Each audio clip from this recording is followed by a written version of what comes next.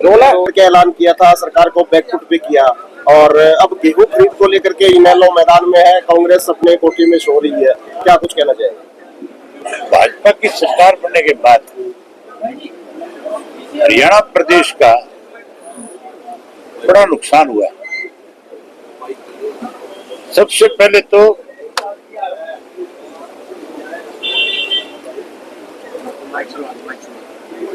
जब से बीजेपी की सरकार बनी,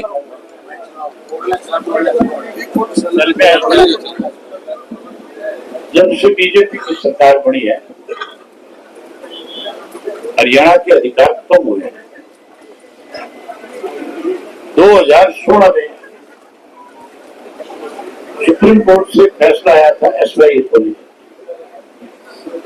और उसमें सुप्रीम कोर्ट ने स्पष्ट आदेश दिया कि हरियाणा का हिस्से का जो पानी है वो केंद्र की सरकार नहर बना करके उसको उसका पानी दे। उस मामले को जानबूझ करके लिंगर ऑन किया गया, आज तक उसको लटका करके रखा गया। आज एक नया फैसला फिर आया 2 दिन पहले। बाकड़ा जो है, PMB जिसको हम कहते हैं, उस PMB में हमारा 40% रेशो है, पंजाब का 60% रेशो है। वो हम दोनों मिलकर के सरकारें जो है पानी और बिजली का बंटवारा करते हैं। जो मेंबर है उसके, जो इरिगेशन का जो मेंबर है वो हमारा एक SC होता है, और बिजली बोर्ड का जो मेंबर होता है वो एक पंजाब का SC होता है या कोई चीफ इंजीनियर होता है। अब केंद्र की सरकार ने एक नया निर्णय ले लिया, हमारे अधिकार खत्म करके ये कह दिया कि किसी भी राज्य के किसी भी अधिकारी को मेंबर बना सकते।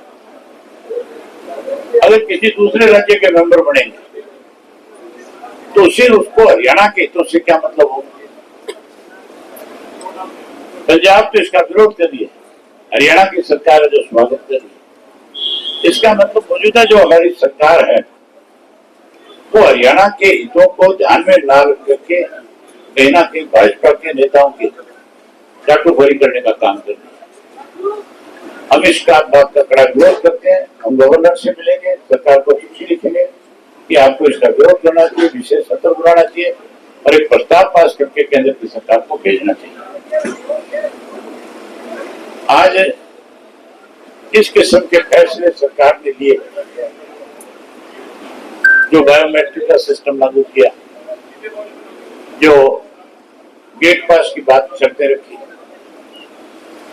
उसके साथ साथ ये पहली दफा है कि केंद्र की सरकार गेहूं की खरीद के अंदर अपनी एजेंसियों को भेजती है और वो आकर के यहाँ पहले ये तय करेगी कि ये गेहूं खरीदेंगे कि नहीं खरीदेंगे।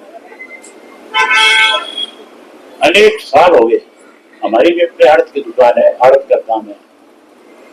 मैंने पहले कभी ऐसा नहीं देखा था जैसा इस बार फैसला हुआ।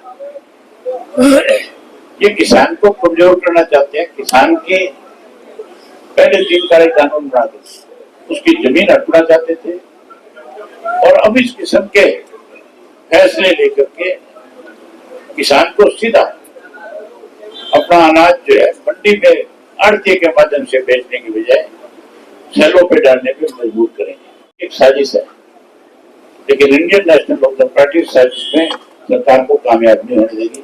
हमें इसके लिए चाहे कितनी बड़ी लड़ाई लड़नी पड़े, हम इस लड़ाई को लड़ेंगे और व्यापारी को भी और किसान को भी, दोनों की लड़ाई लड़ करके दोनों के साथ न्याय करेंगे। अभय सिंह जी, कांग्रेस के अब ये बात आप भी मानने लगे ना कि विपक्ष की भूमिका केवल और केवल इंडियन नेशनल लोकदल पार्टी निभा रही है। कांग्रेस जिसको विपक्ष का नेता है, सरकार ने उसको सरकारी साधन दे रखे हैं, वो इसलिए दे रखे हैं कि वो उन साधनों के माध्यम से जहाँ सरकार कोई बेकायदगी करती है वहां लोगों के पास जाकर के खड़ा हो और लोगों के साथ उनकी समस्या को सुने और सरकार के सामने उनका पक्ष रखे। भूपेंद्र सिंह हुड्डा जो हमें कांग्रेस की बीजेपी की बी टीम बताता था, आज स्वयं बीजेपी की बी टीम के रूप में काम कर रहे हैं। आज राज्यसभा के चुनाव में किस तरह से अपने 9 विधायक जो है कांग्रेस को, इसको बीजेपी को देकर कहीं कांग्रेस वाले को हराने का काम कर रहा था। ये तो हमने वोट नहीं डाले, इसलिए उस कांग्रेस वाले की सुधार। अदरवाइज तो अगर हमारे विधायक वोट डालने तो दूर की बात है, अगर वहां चले जाते उस कैंपस में जाकर के वापस आ जाते खाली हाथ, तो भी खाली वोट छोड़ाते, फिर भी बीजेपी वाला जीते। ये दोनों मिलकर के हरियाणा प्रदेश को कमजोर कर रहे हैं। महिला आरक्षण में है कि महिलाओं को 33% आरक्षण मिले, लेकिन सरकार को निष्पक्ष होकर के काम करना चाहिए, ना कि कोई दाव लगाना।